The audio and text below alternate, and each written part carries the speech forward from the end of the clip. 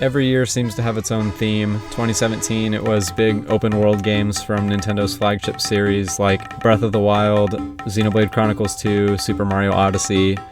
2018 was a really port-heavy year. I used it to finally get around to playing all these great games I missed the first time around, like The World Ends With You, both Bayonetta games, Tropical Freeze. 2019, I think some of the most memorable games of the year were brand new IPs such as Demon X Machina, Oninaki, and Astral Chain. If 2020 has a theme, weirdly enough, it's bringing me back to my childhood for whatever reason, specifically the years 2002 and 2003, and maybe 2004. Before I start, I want to make 3 quick notes.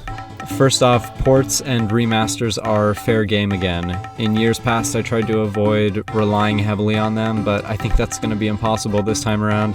It was just such a remake-heavy year. Maybe COVID is partially to blame, but more than that, I just think some of the best games that came to the Switch in 2020 were ports of older games, and they shouldn't be ignored just for that reason. Secondly, there may or may not be mild visual spoilers. If you're bothered by that sort of thing, then don't watch the video. When I come up with my 80 seconds or so of footage for each game, I just try to pick the images and moments that immediately come to my mind when I think of the game. I don't specifically think about each one and whether or not it's a spoiler. So if that's not your thing, that's your fair warning. Thirdly and lastly, this isn't an ordered list. Previously, I've done the whole start at 10 and count down to one thing, and it works for some lists better than others. This is a year where it doesn't really work well. I've tried a few configurations, it's just no good. So I'm just moving through the list alphabetically. I realize that might be less exciting for the viewer, but it's my list, so whatever.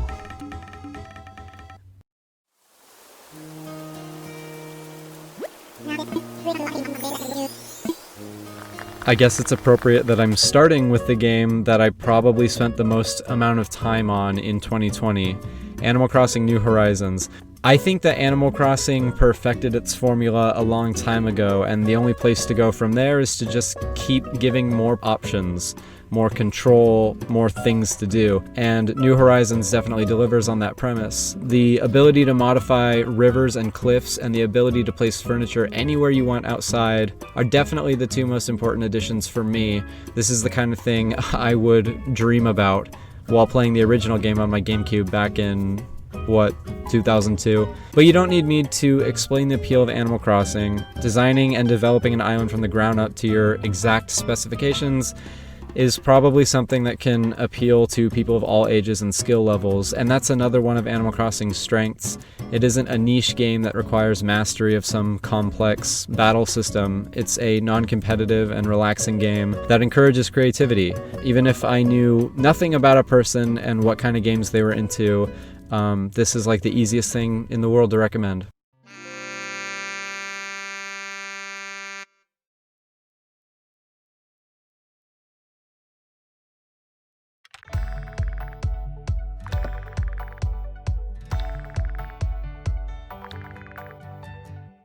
Second on my list is Clubhouse Games' 51 Worldwide Classics.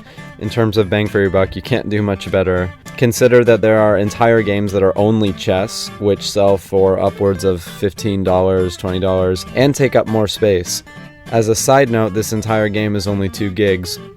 So not only do you get chess with Clubhouse Games, but you get 50 others for only $40, which comes out to like 78 cents a game. The timing was perfect too. It came out right at the height of all that quarantine shit. This and Animal Crossing are like the 2 perfect games to be stuck at home with. And frankly, this is the better of the 2 from a co-op perspective, if that's at all a priority to you. Even if there are a substantial number of games here that you don't already know how to play, I'd say it does a great job of teaching you everything you need to know. So as lame as this sounds, it's also something of a learning tool. From helpful tips to just little facts about the origins of all these games, you're gonna get smarter and more creative just by spending time with it. This is totally a cliche, I hate even saying it, but there really is something for everyone here.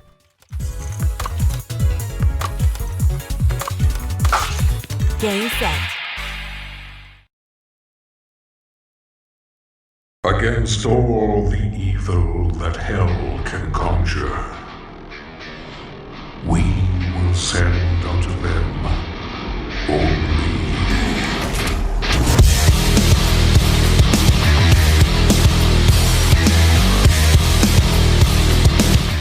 Doom Eternal is fucking awesome, and this is coming from somebody who doesn't really play a lot of first-person shooters. There's just something fun about being thrown into this demon mosh pit and having to chainsaw and shotgun your way out. Doom Eternal, but Doom in general, is a spectacle that the developers really dedicate themselves to. IGN described it best when they called it a ballet performed with bullets. I love that description.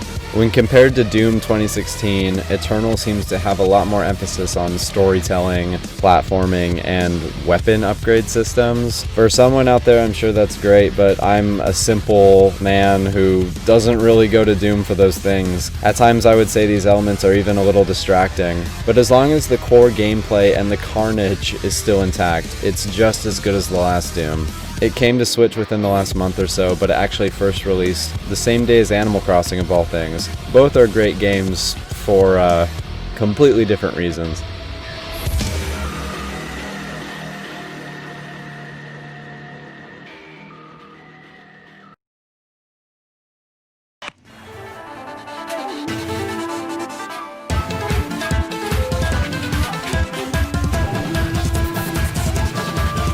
Ninjala is a competitive online multiplayer game that's clearly taking a lot of inspiration from Splatoon. I've heard a lot of people say that the game is hard to get into, but I thought it was fairly intuitive. The biggest issue for me is that the game can seem a bit clunky and has a bit of a cheap veneer, but that's only because it's so frequently compared to a very polished and finely tuned AAA Nintendo game. All things considered, I'm surprised Ninjala isn't worse. It isn't for everyone, but if you're looking for something new and frantic with a gameplay style all its own, it shouldn't be totally overlooked. It also has a single player mode which isn't mind-blowing or anything, but it's worth mentioning. The reason I'm not writing the game off entirely is because it's still in the first year of its life and it clearly has a lot of growing up to do. Splatoon was the same way, for the record. That first Splatoon was pretty light on content at launch, but was substantially improved upon over the course of its life, and I don't think Ninjala is going to change the world, but I will afford it the same benefit of the doubt.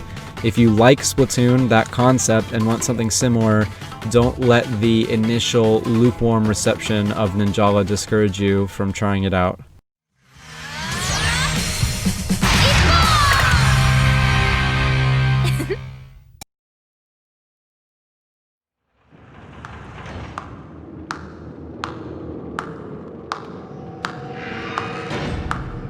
Last year, when I was talking about Pokemon Sword and Shield, I said it's important to judge media based on what it is rather than what it isn't. The question on everyone's mind was, will Paper Mario, the Origami King, return to the RPG structure of, say, the Thousand Year Door? The answer is mostly no, and as unfortunate as that is, I have to evaluate the game on its own merits, not what it could have been. Of all the games on my list, this is the one I started the most recently, and I'm not terribly far into it, but I really like what I've experienced so far. What it might lack in a complex battle system, it makes up for in these fun little puzzles, and great writing, and really fun scenarios that kind of play out like episodes of a cartoon show, as weird as that sounds. I've resigned myself to thinking that Paper Mario is ever going to return to what it was, and that makes it easier to enjoy what it's become, a consistently funny and endearing adventure. There's collectibles up the ass, really unique boss battle mechanics, and as can probably be expected, a really solid papercraft aesthetic. For what it's worth, I spend almost all of my time with the game smiling like an idiot. I usually like to finish games before I put them on lists like this, but if Paper Mario, the Origami King retains this level of quality the whole way through, it would definitely deserve a spot on here.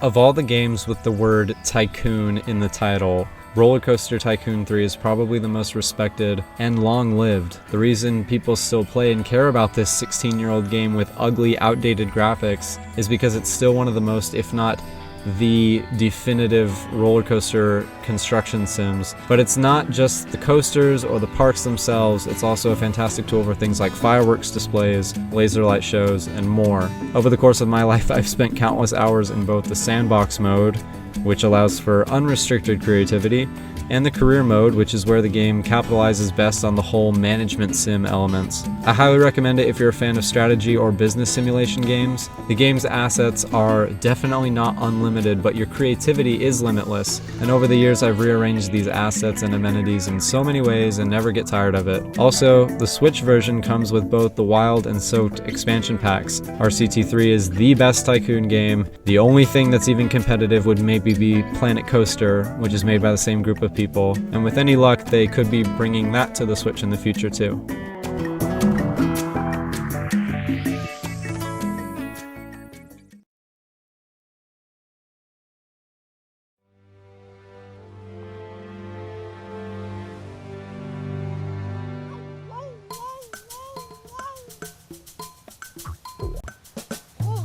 Super Mario 3D All-Stars is a collection of the first 3 3D Mario games, but more importantly than that, it allows me to play Super Mario Sunshine on the Switch. Full stop, that's all I ever wanted. I just love Isle Delfino. It's the first time in my life that a game world ever felt like a real, livable environment. Anyways, Super Mario 64, despite a little bit of clunkiness, is still one of the most important 3D platformers ever. Super Mario Galaxy is also really solid with some creative gravity puzzles and a great soundtrack. And Super Mario Sunshine is just the best fucking game of all time. I know you all hate that Pachinko level and the Poison River level and the blue coins, but Sunshine has arguably the deepest control scheme ever devised for a 3D platformer. Compared to any other Mario game, the controls are so snappy, and they offer a great level of flexibility that just allows for incredibly creative solutions. I find myself returning to the game every year or so because it's just that much fun to move around in. You can argue how much these games individually should retail for so many years later, but with this collection you're getting 3 of the best 3D platformers out there for the price of 1. Plus there are optimization tweaks, so I'd say all in all it's a pretty great deal. You can't get physical copies after March, so if that's something that you want, you should hop on it if you haven't already.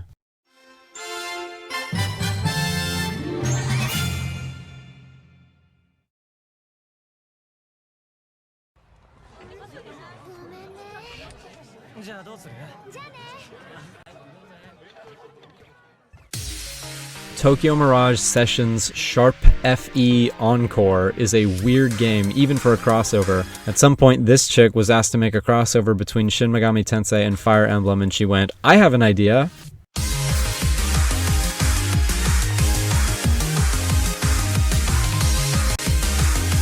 Needless to say, this isn't what anyone envisioned. Even hardcore fans, especially hardcore fans, looked at this and just didn't know what to make of it. What's worse, I have never seen a game get curb stomped by censorship more aggressively when coming overseas from Japan to the West than Tokyo Mirage. Even in spite of all these issues, the game is actually fucking awesome. As far as I'm concerned, any RPG fan who passed it up for aesthetic reasons was just denying themselves the chance to play a really solid RPG. It's mechanically similar to Persona, and people love Persona, and it was made by Atlas, who makes Persona, and again, people love Persona, but Tokyo Mirage gets no love, even though Joker's in it now. So do you guys like it now? I'm sorry if this is weird feedback, but there's a vocal group of people who are very mad that Persona 5 isn't on Switch, and up until recently it seemed like Shin Megami Tensei 5 was just never gonna happen. So if you're part of that camp, why not play something like Tokyo Mirage? You might actually like it.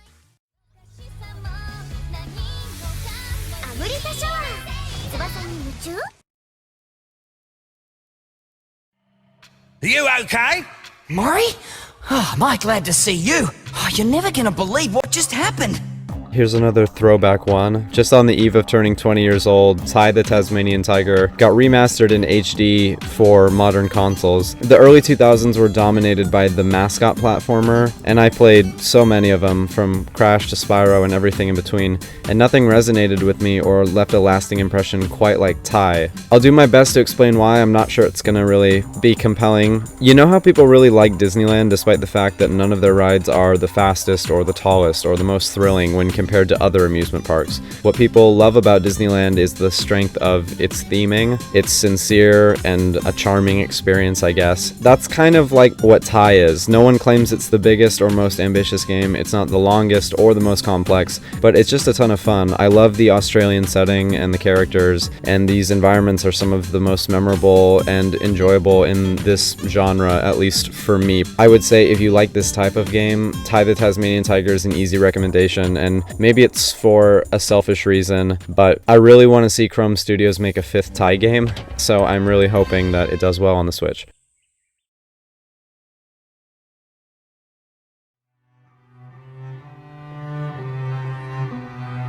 The breeze feels so good. Yeah, I'd forgotten what it feels like. Tell me why. The reason I won't go on and on about Xenoblade Chronicles Definitive Edition. If you know me personally, you can probably guess I'm really into it. But here are the bullet points. The world is really enormous and extremely fun to explore. The battle system is meaty, the story is dynamic and engaging. The length of the game is substantial, the music is phenomenal. The characters are really well written and not one note or tone deaf. Xenoblade Chronicles is essential for fans of RPGs, and there was a time when Nintendo didn't have any interest or faith in this title to do well outside of Japan. If you don't remember Operation Rainfall, it took an extremely vocal group of people to convince Nintendo that this game was worth localizing, and in the 8 years since, we've now gotten the game 3 times on 3 different consoles, plus 2 sequels, all of which are some of the biggest and best games Nintendo has ever attached their name to. That is a legacy, and it's well deserved. You're never going to sell normies on something like Xenoblade, and that's fine, but for people who aren't there yet but want something more, I would go as far as to say that what you're looking at right now is one of the most important games of the last decade. You must defy fate to succeed. Succeed and follow a new path. It's Kino. Alright, so now I guess I have to do honorable mentions, which end up just being, you know, games that came out this year that I didn't include on my list, and a justification for why I didn't put them on the list. But let's do this one in alphabetical order too. Number 1, Bubble Bobble for Friends. It's just the 4th Bubble Bobble game. Those are really fun, cute little arcade games, and it actually comes bundled with the original Bubble Bobble for arcade, not NES, which I thought was really notable because that's the one that I grew up with. That's the one I really prefer.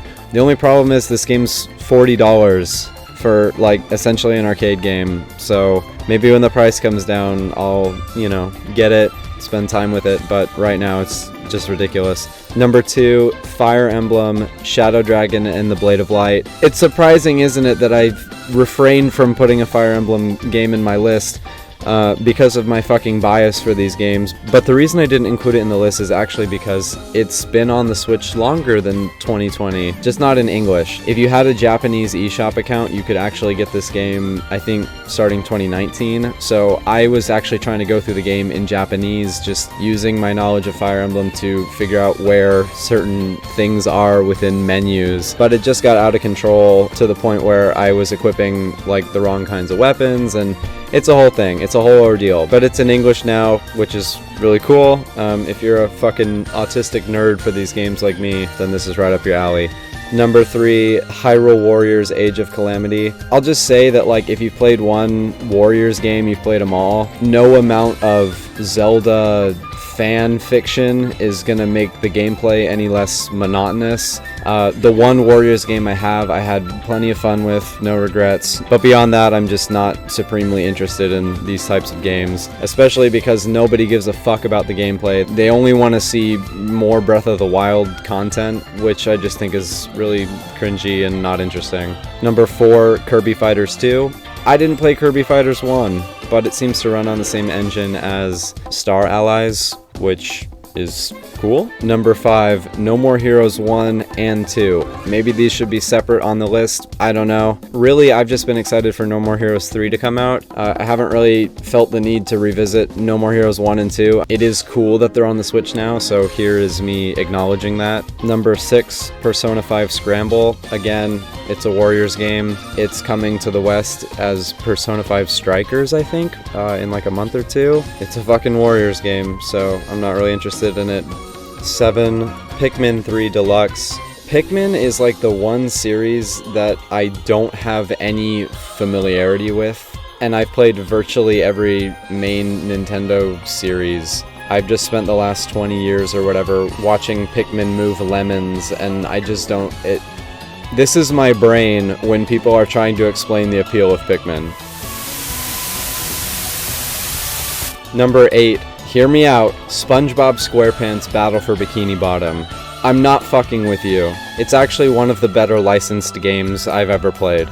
I could say a lot more about that, but we'll just leave it there.